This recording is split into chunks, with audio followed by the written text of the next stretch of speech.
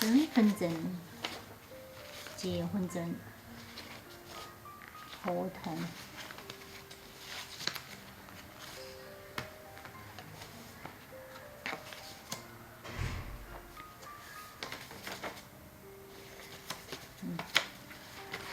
就是这些。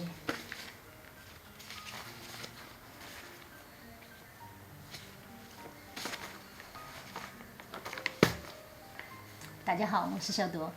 今天去办一件重要的事情哈，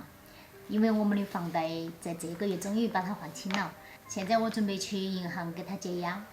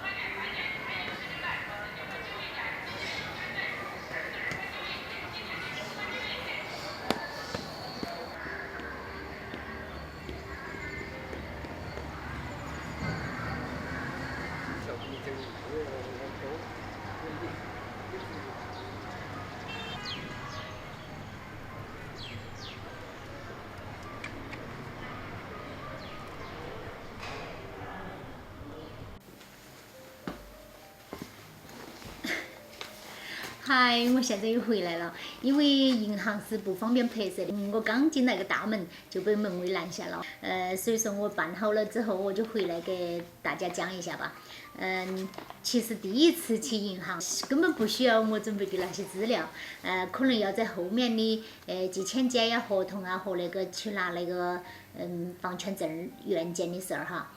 才会用到啊。第一次进银行只需要一个身份证啊，他拿了你的身份证，他就给你打一个那个个人贷款结清证明，然后拿起那个结清证明呢，又到那个柜台上去打2张那个个人贷款对账单，然后就交一张给他，然后自己留一张，然后他再留你的姓名和联系方式，就等他的通知了。等他通知叫你去签那个解押合同，或者是去拿房权证儿。要等他通知，所以说并不是像我想象的那么简单。把那些资料都备齐了，然后到银行去，他给你解了押，然后就可以去拿那个房权证回来了。看来事事都还是要按程序走哈，都还是要一步步的来，不是像想象那么简单。但是就这样也浪费了我半天的时间了。我现在要去给大妹做饭了，所以这期视频就分享到这个地方，我们下期见，拜拜。